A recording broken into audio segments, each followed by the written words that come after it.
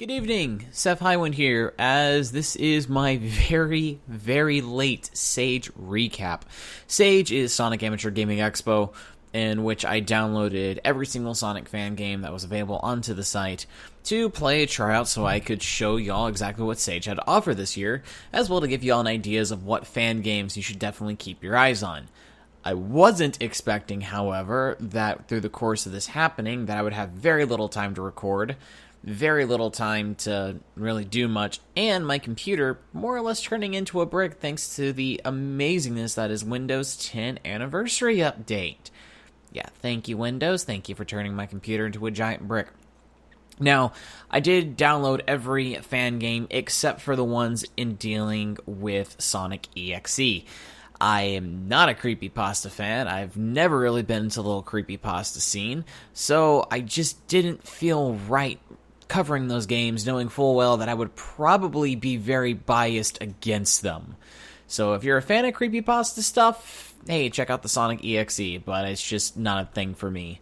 Unfortunately, when I was trying to go through and record stuff, I was unable to record Sonic Gather Battle, Sonic CD Breakout, and Sonic World Release 7. I don't exactly know what happened, but these games were unfortunately beyond my ability to record. Probably something to do with the programs just not syncing up right, wanting to go to special places, or just not wanting to boot up at all. So, first and foremost, for Sonic Gather Battle, it was a very interesting game. I'm a huge fan of the original Sonic Battle on the Game Boy Advance. As a matter of fact, it's probably one of my favorite Sonic spin-offs we've had in a while. So it was really kind of cool seeing that again.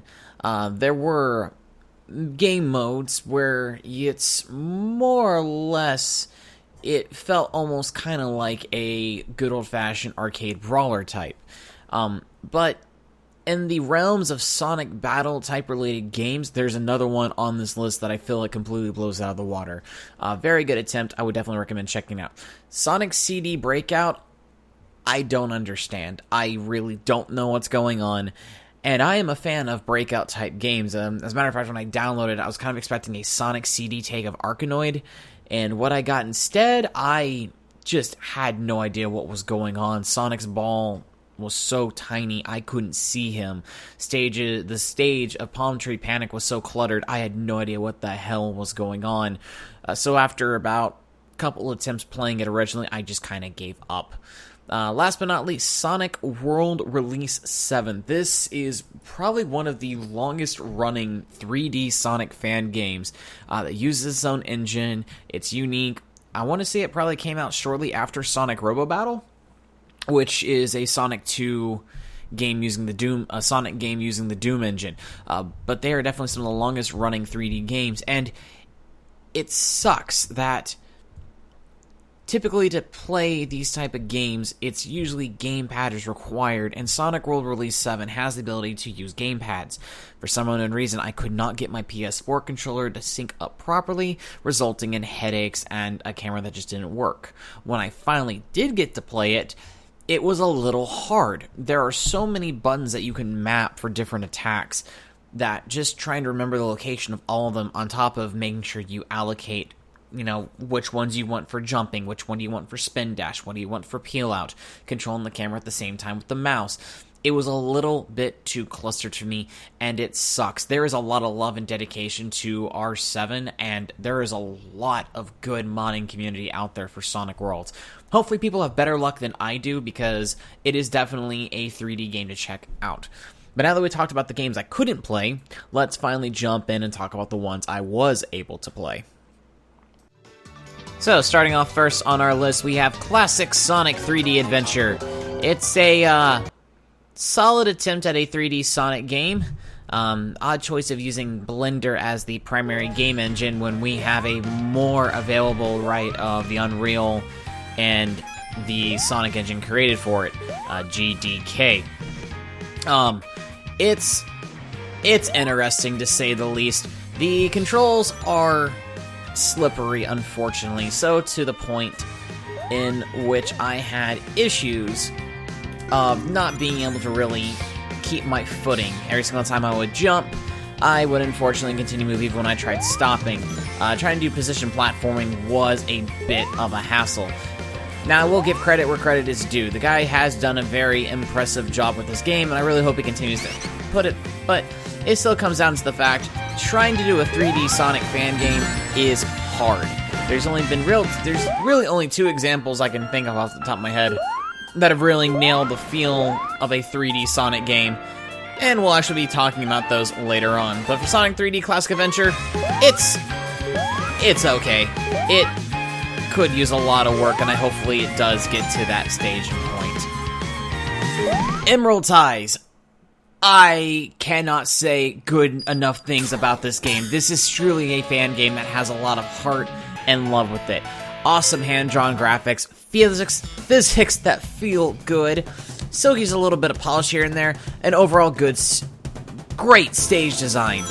Now, while the initial first level, Sparkling Seaside, feels like a tried and true Greenhill level, you really feel the true characters game inside Relic Retreat Zone.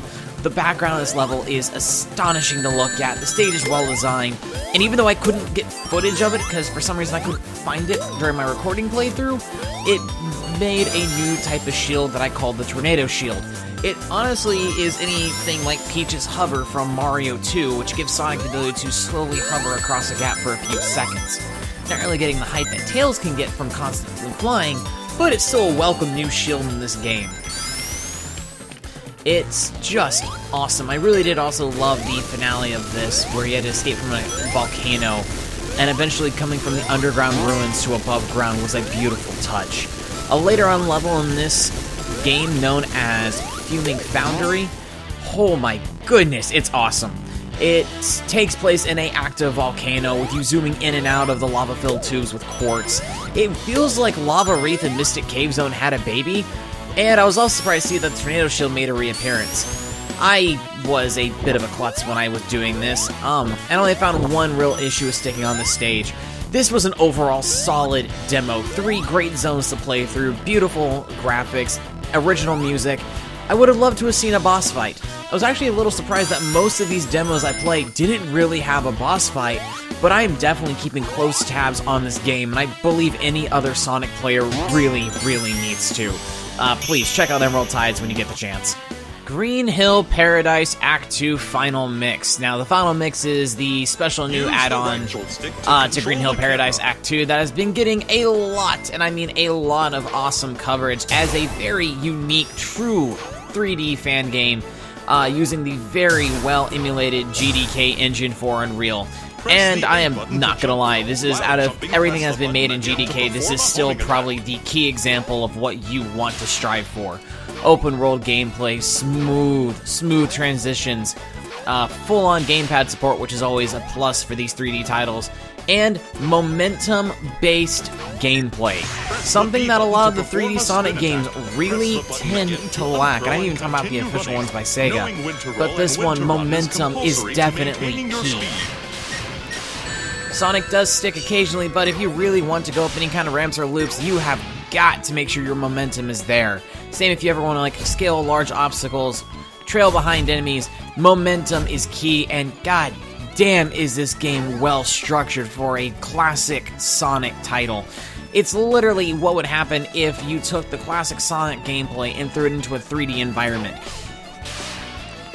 I would easily say this is probably the best Sonic 3D title I've played, but it was recently overthrown by Sonic Utopia, which I am very happy to say was the early demo was released at Sage, so of course I'll be talking about Sonic Utopia. But literally, this and Utopia are the top 3D fan games you have to try out. If you're a Sonic fan, you really owe it to try these demos out. If you're a purist classic fan who has shunned the 3D titles, give these two a shot. I'll gush more about Utopia when we actually talk about it, but for now, Sonic Greenhill Paradise Act 2 Final Mix, just download it. Just download it. Next up on our list is Sonic Neo Fighters. It's a game in the Mugen system, which means it is a very highly customizable 2D fighting type feel that this actually uses sprites and I guess has a very robust type system. I'm honestly not too good at these type of fighting games. I also had a difficult time as a game that boasts gamepad support, really mapping out any of my controls to my controller. So I just ended up having to use keyboard commands, and for the most part, it kind of worked. I just more or less found myself playing about trying to take matches, and when I finally did win a match, it felt really, really good. But I can easily see and admit that really the Mugen system's not really for me, so I would probably have to give this game a pass. Download this if you're a big fan of 2D-based fighters and want to give one shot in the Sonic universe. Not a bad idea. Go for it. Just not really the game for me. Project Spike Pig. I will have to say first and foremost, if you're going to be playing this game, I would recommend playing it at full screen or turning up the screen resolution, because the initial resolution is a little too small for this title. I can also safe to say that I feel like the graphics are kind of competing with one another. On certain stages, it just feels like the classic 16-bit sprites are kind of fighting with their Game Boy Advance almost looking like counterparts, leaving some things a little bit clustered. I do love the fact that each of the individual characters between Sonic, Tails, and Knuckles each have their own individual moves, which is great. But I really feel like this game could have ditched the boost bar.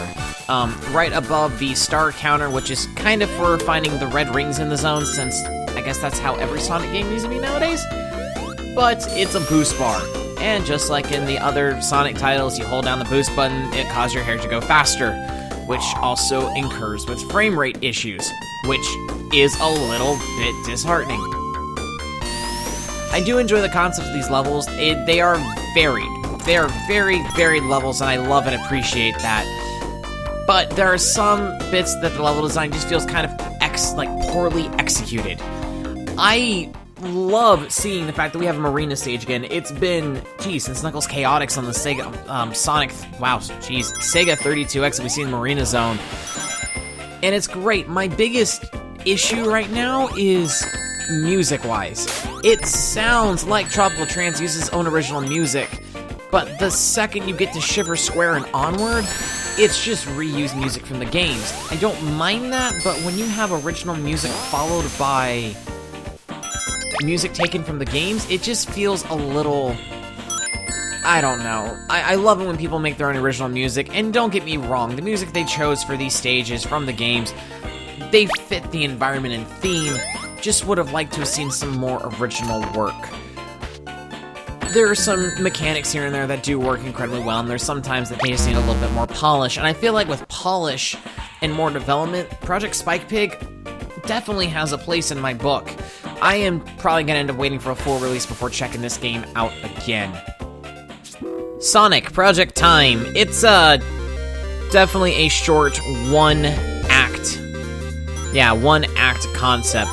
It's honestly not too bad, and I do like the fact that the developer fully said, yeah, this is really on the short side, but I want to get some sort of proof of concept out, which I do actually really appreciate.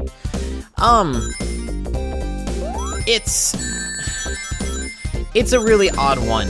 This has a combination of sprites ripped from the game on top, mainly from Sonic 3, on top of hand-drawn sprites, and it just comes out as clashing all together. It just clashes for me. It's really cool that it's its own unique take on it, but I do feel like the HUD is way too big. I've never really seen a HUD take up that much space in the corner of a Sonic game, and it just feels really out of place. Now, the cool thing about this game has really good ending credit music that was an original composition, and I would have loved to have heard this song play throughout the entire demo stage instead of Rusty Ruin from Sonic 3D Blast. I hope this guy keeps up with this project. The guy has shown love and dedication, has an original composer. We just need to get everything else hooked up and synced. Then we'll definitely see how Project Time goes along. But for now, I will have to say, just simply skip this game. As it stands, I could always use a, guilty pleasure game to play, and Shadow Rising Revengeance. is a mouthful of a title, but is also easily my guilty pleasure game from Sage this year. It is described as an alternate view of the events of Shadow the Hedgehog, but really quickly turns into a parody of Metal Gear Rising: Revengeance, which also happens to run off of a Super Contra fan engine. It's Contra that makes fun of Metal Gear from cutscenes all the way down to the game over screen. My mouth was literally open the entire time playing this game, mainly because it's Contra.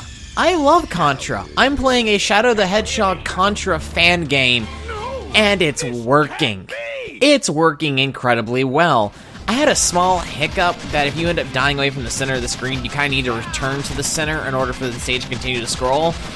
But if you're a fan of Contra or a Shadow the Hedgehog fan, just download this because it's great. It's great. Sonic Adventure 3. I really don't know how I feel because we've been there multiple times where people have claimed that they have made the next game that is worthy of the title of Sonic Adventure 3. Really, no offense to anyone who does this, it always brings a very amount of uncertainty about when I find games that are titled like this. Now granted, this one is developed using the GDK engine, which for itself gives a lot to those who use Unreal. It's probably one of the best way to make Sonic 3D games nowadays, which is a lot better than what we had in the beginning. But this game still has its issues, mainly because it's really beautiful seeing a sunset appearance at Greenhill Zone. It's beautiful, don't get me wrong, but it gets to the point where the shadow play really makes it hard for me to determine where I need to go next. There's also areas that you can easily get over walls, and sometimes I don't know if I'm actually going the right way or not, where I feel like I've skipped like entire sections of a level. But what really gets me is there's a boss fight. There's a boss fight at the end of it, which in all fairness should be pretty cool, but it just felt like a tedious choice. It's a fight against Metal Sonic, which it's one of the giant things that everybody likes seeing. Sonic vs. Metal Sonic. It's encoded into our DNA. But he doesn't really move. He just kind of stands in the center of the arena, and every single time you hit one of these golden springs, you do damage, which then he'll launch a volley of attacks that don't really go anywhere. So the boss fight just turns into kind of a mundane task of looking for these springs and hitting him. But what really baffles me is after you land the final hit, you then chase him up a hillside, and it just kind of ends right there. The boss fight doesn't continue. He's at a location that I don't know if he's supposed to be dropping down or not. It just sort of ends. No goal ring, no nothing, no ending cutscene. You're just kind of left to wander on your own devices, in which I got bored, found my way out of bounds, and kind of jumped to my death. I just don't know. I don't know if something happened, but really, it's a good attempt at a 3D game. I hope they do well. It has floating issues. But if you want to see a game that does the GDK engine done right, please check out Greenhill Paradise Act 2 Final Mix. Sonic and Friends 2. Never thought I'd see this game again. I really remember playing this back at Sage 2011, and I was actually kind of curious to see how long it has come since then. For the bit I played, it does have very good level environments, really absurd amount of hidden collectibles, and special stage rings. The special stages are kind of interesting. It definitely has a big ring gap, but it does give you plenty of rings to justify the amount of rings needed to get the emeralds. I will say one thing though, the stages, especially the very first act, feel like a labyrinth at times, where you really don't have any clear indication of going. Now it is awesome to have a focus on exploration, but I do feel like every now and then there should be like a small indication of, hey, you really should be going this way, whether it's a trail of rings, enemies, or maybe even a little signpost. But it's still pretty cool that this game has come a long way since, 2011. I would recommend checking it out. It's definitely good to see this kind of stuff back from what I remember when Sage was first a thing.